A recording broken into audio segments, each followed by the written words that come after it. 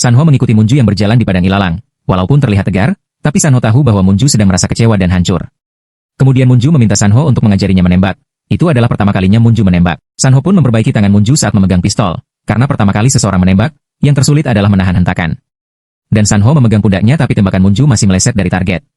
Walaupun meleset, tapi Sanho merasa itu adalah awalan yang bagus, dan Munju mencoba menembak lagi, dan akhirnya dia dapat menembak di target. Itu karena Munju tetap teguh sepanjang waktu dan tanpa goyah. Mereka berdua kembali ke rumah dan masuk ke dalam kamar. Munju merasa akhirnya dia memahami jenis perlindungan apa yang Sanho berikan. Itu karena Sanho menolong Munju untuk dapat melalui hari dengan baik. Sanho tahu tangan Munju pasti sakit, karena menembak dapat menyebabkan otot menjadi kaku. Kemudian Sanho memijat tangan Munju. Dan pada saat itu Munju menatap Sanho, sepertinya Munju merasakan sedikit getaran.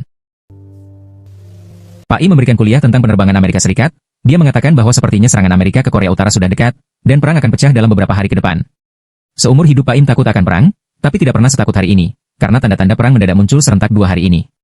Jadi mereka harus bertindak dengan turun ke jalan dan menentang perang, gelar doa lilin untuk damai, berdoa di gereja, kuil, dimanapun sebisanya. Dan desak para politisi serta komunitas internasional, bahwa mereka tidak mau ada perang di tanah mereka. Karena pidatonya yang kontroversial itu, Pak Im dipukuli oleh 2 orang pria.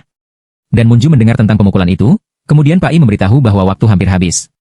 Ada sesuatu yang terjadi di Beijing, Pak Im pikir, Amerika Serikat telah meyakinkan Kyung Sin bahwa serangan pertama adalah satu-satunya pilihan. Ada 3 tanda jelas, perang akan segera terjadi. Pertama, penghancur bunker untuk hancurkan. Pangkalan bawah tanah Korea Utara sedang ditimbun di Okinawa.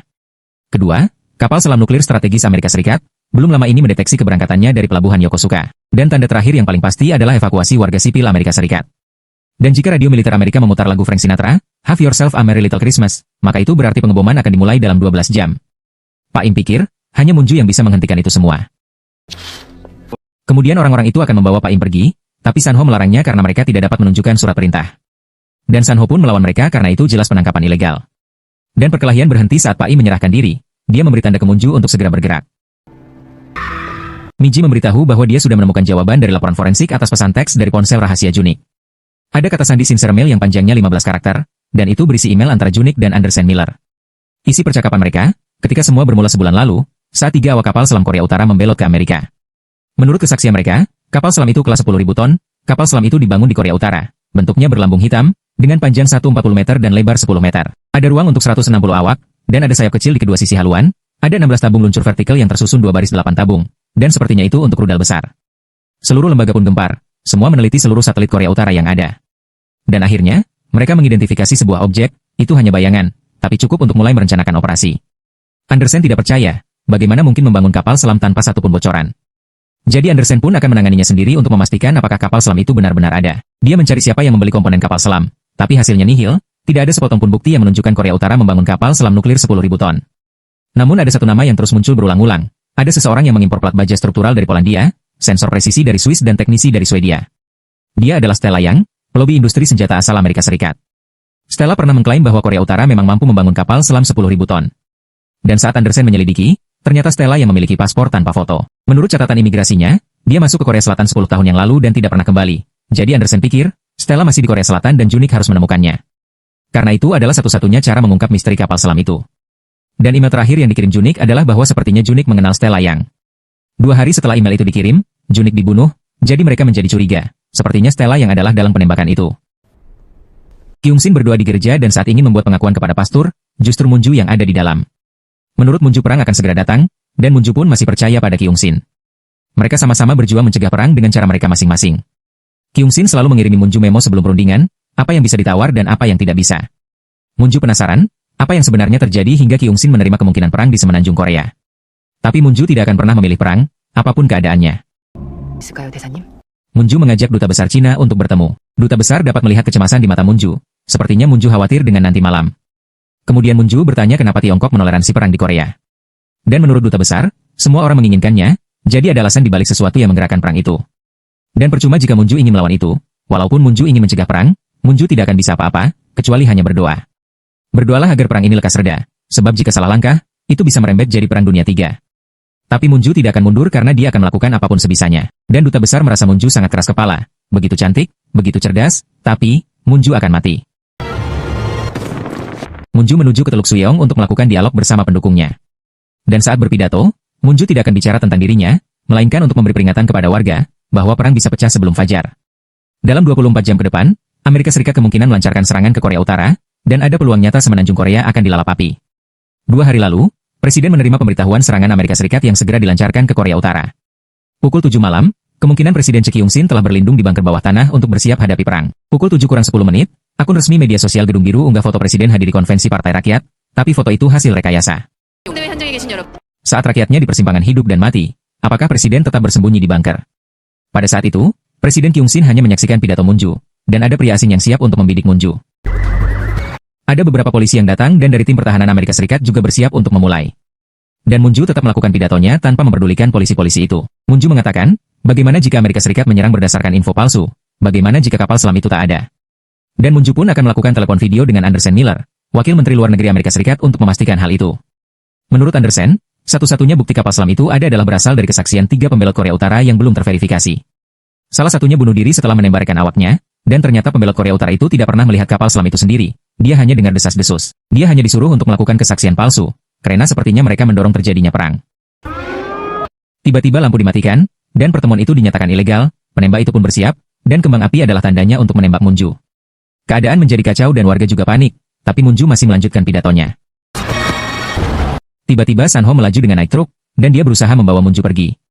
Pada saat itu, San Ho melihat penembak itu, dan dia berhasil menghindari tembakan itu. Ternyata San Ho sudah menyiapkan perahu untuk melarikan diri, dan dia menyetir sambil melindungi Moon Ju. Tetapi penembak itu menembak lagi dan itu mengenai lengan Moon Ju. Dan Moon Ju merasa dia baik-baik saja, tapi San Ho merasa tidak baik-baik saja. Akhirnya mereka berhasil melarikan diri. San Ho akan mengobati luka tembakan di lengan Moon Ju. Dan Moon Ju juga melihat luka di perutnya, tapi San Ho meminta Moon Ju untuk melihat wajahnya saja. Jaringannya banyak yang rusak, tapi tulang dan saraf Moon Ju tidak kena, tapi Moon Ju perlu dijahit. San Ho akan menjahitnya, dan Moon Ju harus menggigit sesuatu agar giginya tidak terluka karena menahan sakit.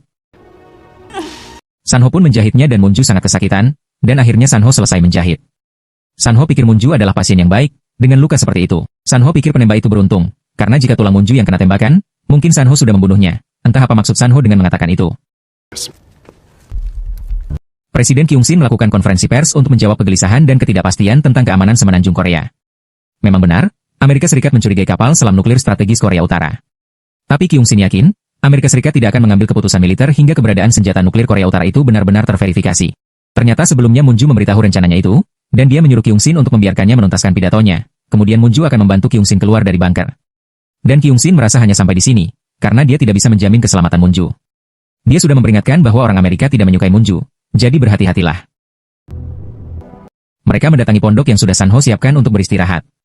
Tiba-tiba Moon Ju berteriak, dan ternyata air di kamar mandinya menyemprot sendiri. Itu karena Moon Ju tidak dapat memeganginya karena tangannya sakit. Kemudian San Ho membantunya untuk mencuci rambut. Dengan hati-hati dan lembut San Ho mencuci rambut Moon Ju. Dan saat Moon Ju memandanginya, San Ho justru memberikan sentuhan yang menggetarkan hati. San Ho mengajari Moon Ju untuk menembak dengan satu lengan, dan awalnya Moon Ju tidak bisa menembak target. Kemudian San Ho memegang tangannya dan tubuh mereka sangat berdekatan. Ternyata pistol itu sudah merenggut lebih dari 20 nyawa. Jadi itu paham dorongan manusia untuk membunuh musuh, dan akhirnya Moon Ju dapat menembak target itu. Dan San Ho ingin Moon Ju menjadi seseorang yang berbahaya. Mereka menikmati makan malam berdua, dan sepertinya Moon Ju menyukai sup ayam itu. Moon Ju merasa baru kali ini dalam 10 tahun dia makan sebanyak itu. 10 tahun lalu, Moon Ju sering makan persik, karena mual di pagi harinya sangat parah. Ternyata Moon Ju pernah mengandung seorang bayi laki-laki, tapi dia keguguran. Dan saat di rumah itu, sebenarnya Moon Ju merasa agak lega karena Junik punya putra yang suka sepak bola. Ketika Hana bilang ingin mengambil semua darinya, Moon Ju justru rela menukar semua miliknya demi hidup seperti itu. Tidak pernah terpikir bahwa Moon Ju sangat menginginkan itu. Mereka menikmati malam berdua, dan Moon Ju penasaran, apa yang akan San Ho lakukan andai perang pecah. Dan San Ho menjawab, jika bom nuklir datang, dia ingin bersama orang yang dia cintai. Mendengar itu, Moon Ju merasa dia telah menahan San Ho untuk tidak bertemu dengan keluarganya. Tapi San Ho tidak merasa seperti itu, karena sekarang dia hanya ingin di samping Moon Ju. Dan San Ho pikir, seharusnya peluru itu mengenainya, bukan mengenai Moon Ju.